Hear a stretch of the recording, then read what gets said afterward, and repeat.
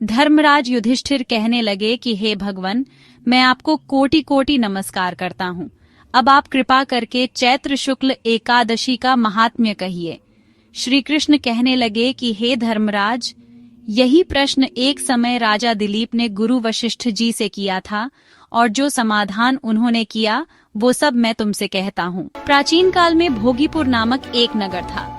वहाँ पर अनेक ऐश्वर्यों से युक्त पुंडरीक नाम का एक राजा राज्य करता था।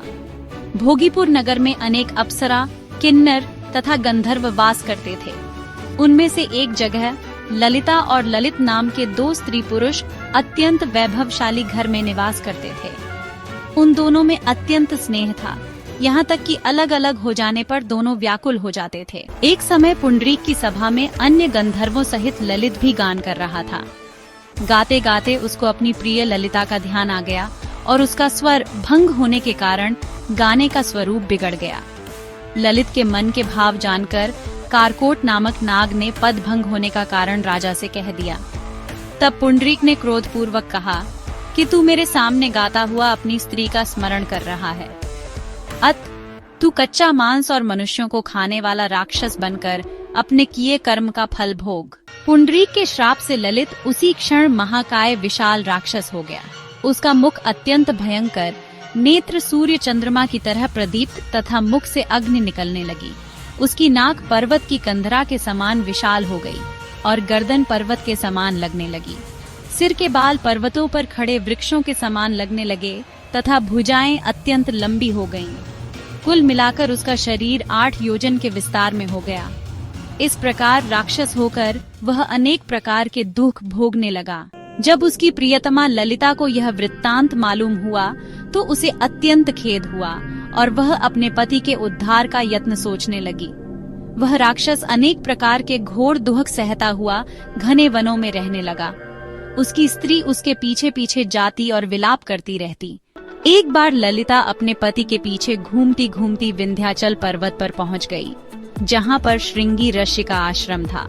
ललिता शीघ्र ही श्रृंगी ऋषि के आश्रम में गई और वहां जाकर विनीत भाव से प्रार्थना करने लगी। हे सुभगे, तुम कौन हो और यहाँ किस लिए आई हो? हे मुने, मेरा नाम ललिता है। मेरा पति राजा पुंडरीक के श्राप से विशालकाय राक्षस हो गया है। इसका मुझको महान दुख है। उसके उद्धार का कोई उपाय बतलाइए। हे गंधर्व कन्या, अब चैत्र शुक्ल एकादशी आने वाली है, जिसका नाम कामदा एकादशी है। इसका व्रत करने से मनुष्य के सब कार्य सिद्ध होते हैं। यदि तू कामदा एकादशी का व्रत कर उसके पुण्य का फल अपने पति को दे तो वह शीघ्र ही राक्षस योनि से मुक्त हो जाएगा और राजा का श्राप भी अवश्यमेव शांत हो जाएगा। मुनि के ऐसे वचन सुनकर ललिता ने चैत्र शुक्ल एकादशी आने पर उसका व्रत किया और द्वादशी को ब्राह्मणों के सामने अपने व्रत का फल अपने पति को देती हुई भगवान से इस प्रकार प्रार्थना करने लगी।